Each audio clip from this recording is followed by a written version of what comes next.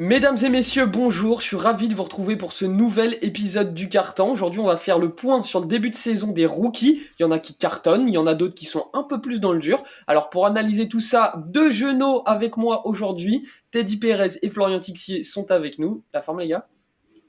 Bah ouais, super. Moi, je suis plutôt un sophomore pour le coup, mais Oh non, t'es tout vas-y. jeune Teddy Bah encore. non, Ah si, t'es arrête. tout jeune. Dans mon cœur, tu Arrête. resteras Bah, je toujours suis jeune, hein, je suis un un petit sophomore. jeune. Je fais les stats, mais Bon voilà. et toi Florian, la forme? Bah, ça va super, hein. Les Là, rookies, on retourne dans toujours, ton domaine. toujours présents.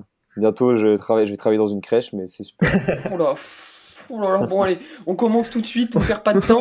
Les gars, on va prendre des rookies, on va essayer de faire point, enfin rookie par rookie, on pourra évidemment pas tous les faire. On va surtout prendre ceux qui cartonnent et peut-être ceux qui déçoivent un petit peu plus sur ce début de saison. On va évidemment commencer par le numéro 1 de la dernière draft, Paolo Banchero. Florian, Paolo Banchero qui individuellement impressionne, il sort des stats historiques pour le coup. Par contre au Magic, comme attendu, ça perd.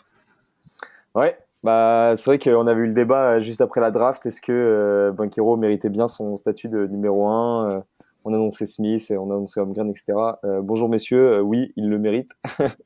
Banchero est une machine statistique, est une machine à créer de l'attaque, comme on en a rarement vu pour être aussi prêt en NBA. C'est un porteur de balle largement plus prêt que ce que la majorité des gens attendaient. Il y a beaucoup de gens qui critiquent un peu l'utilisation que Coach K a de ses joueurs à Duke. Banchero en est un parfait exemple, c'est-à-dire qu'il était sous-utilisé en fait. À Duke, on s'en rend compte. 23 points, 8 rebonds, 4 passes de moyenne, c'est absolument C'est exceptionnel. monstrueux. Il est passé une seule fois sous les 20 points. C'était contre Dallas, qui est une des meilleures défenses de la ligue. Surtout sur les ailes, c'est un enfer. Ouais. Banchero, c'est 31% d'usage et 20% d'assist percentage quand il est sur le terrain. C'est plus ou moins les mêmes chiffres que des Paul George ou des Julius Randle sur sa grosse saison à New York. Ce qui explique qu'on est vraiment sur un créateur, c'est un shotmaker, playmaker quand même très très fort. Il a encore que 19 ans, il a 20 ans en mi-novembre. C'est une puissance naturelle, c'est un sens du jeu, un playmaking plein les mains, il a un sens du scoring complètement dingue. Il défend mieux que ce que j'avais vu, que ce que j'avais prévu en tout cas. Poste 3, 4, il monte le jeu. Moi, ce qui m'impressionne vraiment, c'est que pour l'instant, il joue sans meneur de jeu. Ouais. C'est-à-dire qu'il arrive à faire tout ça alors que il a quand même des peintres à la création. Suggs et Fultz en combiné, c'est un seul match cette année. C'est quand même assez faible. Il a dit lui-même qu'il n'était pas encore habitué au jeu de la NBA, il n'est pas habitué au jeu du pick and roll. Bah frère, qu'est-ce que ça va être quand tu vas être habitué, ça veut dire. Et je trouve qu'il joue dans un spacing qui est pas terrible. Ils ont la quatrième pire adresse de la ligue avec 30%, le Magic. Donc Paolo Banchero surperforme, il est monstrueux dans un effectif qui est quand même pas dingue. Donc grand bravo monsieur. Ouais, c'est clair, Teddy, toi aussi, t'as été évidemment, j'imagine, séduit par ce magnifique début de saison de notre ami Paolo Banchero. ouais, c'est un pur régal. Voilà, je sais que chez l'analyste, on en parlait, on n'avait aucun doute. Sincèrement, je pense que personne n'avait de doute sur son début d'année, mais quand même, c'est toujours intéressant de voir un premier pick de draft et confirmer dès le début, dès les premiers matchs.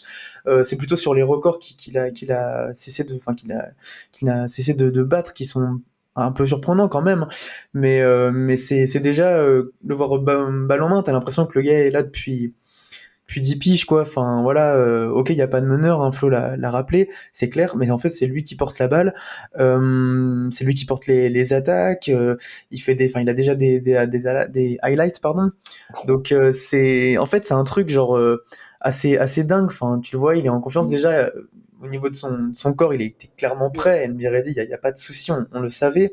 Maintenant, voilà, on n'attend pas non plus à ce que le Magic gagne, donc on regarde surtout les performances individuelles Évidemment. et on est très très content de le voir à ce niveau dès 6-7 matchs pour lui, il me semble. Eh ben, en tout cas, ouais, c'est Ouais, clair, ce ça, match. ça se passe très bien pour Monsieur Banchero. Merci pour ça, parce que ça, il me régale, il me régale. J'adore ce joueur. Évidemment, Teddy, tu l'as dit, on n'avait aucun doute sur son Mm. talent.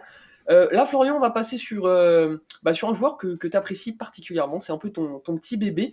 Bénédicte Mathurin du côté des Pacers, qui est dans la course au sixième homme de l'année. Cet homme est exceptionnel en sortie de banc pour les Pacers. Florian, tu vas nous en parler. Bénédicte Mathurin, c'est très, très sérieux.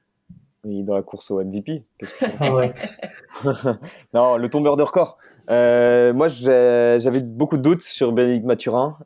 J'étais pas forcément le plus content quand on l'a sélectionné. Moi, je suis fan des Pacers, donc quand on l'a sélectionné avec le 6e choix de draft, parce que à Arizona, il me mettait beaucoup de doutes sur sa capacité à performer, sur sa capacité à être sérieux dans un effectif. Il est à plus de 20 points de moyenne. C'est le meilleur scoreur parmi tous les remplaçants dans la ligue. C'est son 6e match NBA. Enfin, c'est complètement fou. Il a scoré 72 points sur ses 3 premiers matchs. C'est un record. C'est une première depuis 1995 en NBA. Ce qui montre le talent et le potentiel que peut avoir Bénédicte Mathurin. Moi, il m'impressionne dans son agressivité vers le cercle. Il a un impact dans ses drives. C'est un big body. Ce que les Américains disent un big body, il a des épaules. Il perfore. Enfin, il perforce les défenses. Il est quand même assez fort. C'est un provocateur de lancer franc assez puissant. Il a 87% au lancer franc, donc ça aide pour scorer. On le savait, très fort shooter. Il a 61% au true shooting. C'est un rookie. 61% au true shooting, c'est des chiffres monstrueux. Donc peut-être qu'il gardera pas ça, mais c'est un talent offensif assez rare quand même. Je suis surpris positivement sur 2-3 points. Bien sûr, il est NBA ready, mais il défend mieux que ce que j'attendais. On l'a vu prendre un cross sur Harden, mais déjà ça montre qu'il s'y met en fait. Parce que si tu défends pas, bah tu prends pas de cross, hein, ça c'est sûr. Et il arrive pour l'instant à limiter cette mentalité de star dont j'avais peur. Je pense que ça lui fait du bien d'avoir Tyrese Haliburton devant lui, d'avoir un coach et un front office qui le cadre, et en plus d'avoir un joueur qui est plus fort que lui devant lui. Ce que j'adore, c'est que Carlisle le couvre, il le protège, il le fait sortir du banc. Donc c'est bien de débuter sa carrière et de le voir scorer contre des bancs NBA, de prendre confiance. Voilà, Bénédicte, défonce ta première saison NBA comme ça. Lamelo Ball l'a fait avant lui. Lamelo Ball, ces 6 premiers mois, il est remplaçant. Les fans des Hornets gueulaient, sauf qu'en fait, ça fait partie du processus. Ça fait partie du processus, ouais, c'est pas plus mal. Mais ce que j'adore, c'est que c'est un dog, quoi. Il a une mentalité de tueur. Ouais. Il met des posters sur des gars, il flex, il a une vraie mentalité, quoi. Et le futur d'Indiana avec Tyrese Haliburton est plutôt doré, ouais. Ouais, t'es dit, Florian, il a très bien résumé le profil de Bénédicte Mathurin qui est exceptionnel sur ce début de saison. Puis il a évoqué un truc super intéressant, c'est quoi? Il y a Rick Carlisle au coaching, et pour le coup, Rick Carlisle, pour développer ce joueur, c'est quand même plutôt une bonne personne, je pense. Ah oui, oui, c'est ça. Bah, il y a Eric Carlisle, il y a Haliburton, c'est pareil. Enfin, moi, j'aime beaucoup ce Ouais. duo. J'aime beaucoup le choix de l'avoir mis en sortie de banc. C'est génial. Je vais peut-être répéter Flo sur ces points-là, mais je trouve que c'est extrêmement important. Voilà, il y a des leaders, etc., établis. Et puis, bah, lui, il a été voilà chopé en haut de la draft, mais pour autant, voilà, c'est pas le leader principal de l'équipe, loin de là. Mais il y a évidemment beaucoup de place dans cet effectif pour prendre ce leadership. Et il le prend directement très bien. Enfin voilà, on est sur 2 perfs d'affilée à 26-27 points, une perf à 32 points contre les Wolves. Pardon, mais c'est assez fou. Et puis Ouais. avec la manière, avec l'envie, voilà, Flo en a parlé, ça fait plaisir de voir ce jour-là. C'est bien aussi quand t'es en haut de la draft, mais t'es pas non plus sur le podium, donc il y a peut-être aussi moins de pression. En règle générale, en tout cas, il y a moins de pression que certains rookies, effectivement. On a parlé de Banchero, à être drafté et directement à être mis dans le 5. Peut-être aussi parce que les Pacers, il y a moins d'attentes. Si ça gagne, tant mieux, mais en même temps, si ça perd, bah, tant mieux aussi, j'ai envie de dire. On sait aussi pour quelles raisons ils peuvent jouer cette saison. Donc je vais pas en rajouter plus, mais c'est que du positif. Et c'est en tout cas, je pense, la bonne surprise de ces 2 premières semaines de régulière. Bon, en tout cas, si vous avez l'occasion de regarder des matchs des Pacers, faites-le sans hésiter, puisque Mathurin, Haliburton, c'est très sympa à voir jouer, même si ça gagne pas des masses. Les gars, je l'ai dit dans l'intro, on va pas pouvoir faire tous les rookies, évidemment. Là, je vais vous évoquer, Florian, je vais commencer par toi, quelques noms dont il faut parler aussi. Il y a Jabari Smith, qui est peut-être un petit peu plus en galère du côté des Rockets, Jaden Ivey du côté des Pistons, et Keegan Murray, qui pour le coup est plutôt bon du côté des Kings. Ouais, bah, je vais te faire mal, là. Toi, le fan des Rockets. Et ouais, Jabari Smith, c'est pas terrible. Mais c'était attendu. Il est et pas ouais. prêt. Il est pas encore prêt. Il est trop fin. Il est pas. C'était un jeu à risque qui performait en NCAA. Moi, ça m'inquiète pas non plus des masses, mais je suis quand même assez déçu de son rendement. 12 points, 6 rebonds. Ce qui me saoule un peu, c'est qu'on le vendait comme un shooter. 32% au tir pour un shooter, c'est assez faible. Il défendait très bien en pré-saison. Moi, j'étais plutôt vraiment impressionné. J'en avais fait une analyse sur Twitter. mais force est de constater qu'il se prend un impact physique qu'il Et n'est pas ouais. prêt pour l'instant à assumer à l'étage supérieur. Pour le coup, j'adore ses passages en 5, j'y crois de plus en plus. C'est un très bon protecteur de cercle. Il défend. J'aime bien que Stephen Silas le fasse défendre en 5, mais un peu à la façon de Giannis Antetokounmpo, en libéral. C'est-à-dire qu'on on le met pas en défense sur un 5, on le met en défense, en protection de cercle, en second rideau, etc. Moi, franchement, j'aime pas mal. Mais après, il n'est pas aidé par l'effectif des Rockets, quoi. Je pense que c'est eux qui jouent le plus mal de la NBA. C'est la 3e pire attaque en NBA. Ça va prendre du temps, mais heureusement qu'il n'est pas first pick avec ce rendement-là, parce que sinon, il se ferait tacler à juste titre. Et Jaden Ivey, pour le coup, il est encore en rodage, ça se voit. Mm. Mais c'est solide, hein. 15 points, 4 rebonds, 4 passes de moyenne. Il est encore en rodage parce que c'est compliqué d'avoir 2 ball handlers dominants alpha comme Cade Cunningham et Jaden Ivey. C'est compliqué pour eux de jouer ensemble. On lui demande de jouer 2 purs. C'est dur à dire, mais notamment pour Killian Hayes. Mais j'aimerais clairement que Dwayne Casey le fasse jouer second meneur. Quand c'est pas Cade qui a la balle, ça doit être Jaden Ivey. Et là, on lui fout du Corey Joseph dans les pattes, ça m'énerve. Je sais pas ce qu'ils ont avec Corey Joseph, les Pistons, mais c'est Ouais. vrai que Mais toujours, hein. Mais toute la carrière de Corey Joseph, toute leur vie, Corey Joseph. Hein. C'est ouais. Mais les flashs de Jaden Ivey, mais mon Dieu quoi. Sur de l'open court, c'est un monstre de jeu rapide. Il commence déjà à développer une relation avec Jalen Duren qui fait saliver tous les fans des Pistons. Donc il y a un peu le côté glace et feu avec Cade Cunningham et Jaden Ivey, et le futur est clairement doré aussi pour les fans des Pistons. Bah, y a un petit mot sur Keegan Murray peut-être. J'avais critiqué fortement le choix des Kings avec Keegan Murray. Pour l'instant, il n'a pas beaucoup joué. Mais j'avais aussi dit que Keegan Murray est un joueur qui est prêt à jouer. C'est un joueur qui va performer tout de suite. Les Kings l'ont pris en 4 pour ça. Il se régale. Je pense qu'il va se régaler avec De'Aaron Fox. De'Aaron Fox fait un super début de saison. Keegan Murray est un très bon défenseur et un très bon shooter. On le voit, il est prêt à jouer, il est prêt à performer. Et j'espère qu'il va aider ces Kings à réaliser une bonne saison en tout cas. Bon les gars, là je vous laisse, vous allez pouvoir vous régaler, vous allez nous dévoiler votre coup de cœur. Voilà, si vous avez un petit coup de cœur chez les rookies, t'es dit que toi, tu partirais sur qui? Je sais plus si tu l'as dit, hein, mais moi c'était Jérémy Soyan, comme ils disent dans le States. Hein. Chaque fois, je l'ai réécouté plusieurs fois, je me suis dit, attends, il faut que je le prononce bien. Et pas ce fameux Jérémy Sauchamp qu'on a envie de prononcer à la française. Une fois sur Mais deux, oui, évidemment. Mais je suis même pas sûr d'avoir bien prononcé, enfin bon bref. Mais en tout cas, chez les Spurs, évidemment, des Spurs qui gagnent aussi, donc encore une fois très surprenant. Le nombre de rookies qui doivent perdre cette année, qui en fait sont pas mal et sont au moins à l'équilibre, il y en a finalement un paquet. Lui c'est le genre de rookie effectivement qui me séduit, parce qu'effectivement c'est pas non plus un rookie qui est voilà, comme je dis, dans le podium. C'est toujours bien de le voir évoluer, voilà, avec cette coupe de cheveux originale qu'il avait en NCAA, qu'il a un petit peu gardé en NBA.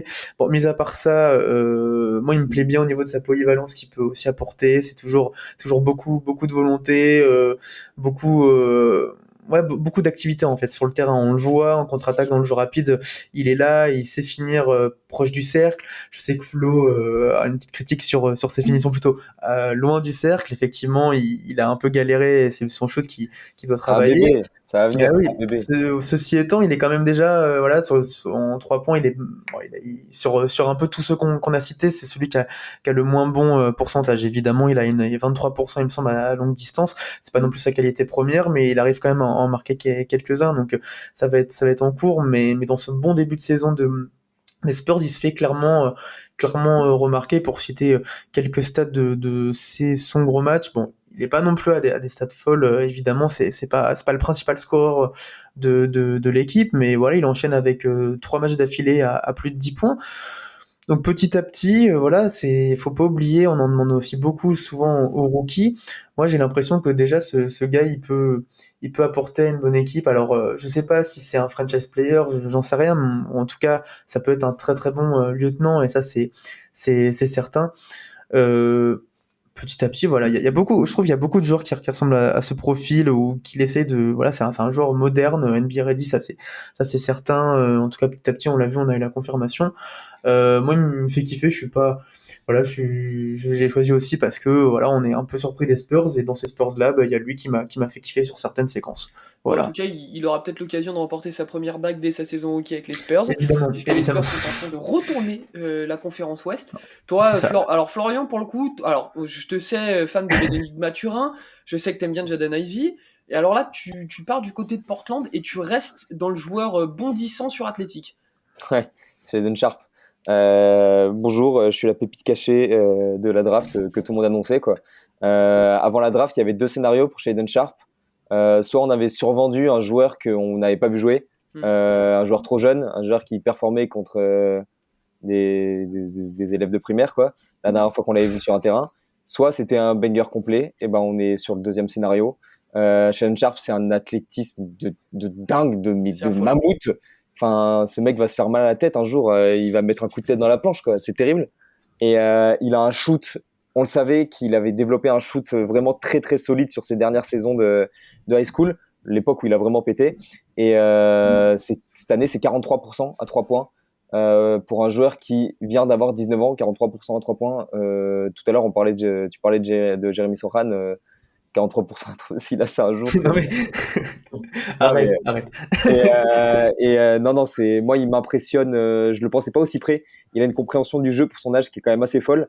Ce que j'adore, c'est l'utilisation de Chauncey Billups. Il faudra qu'on fasse un podcast sur Chauncey Billups parce que ça a l'air d'être un coach très, très solide. En tout cas, il est toujours parfaitement entouré.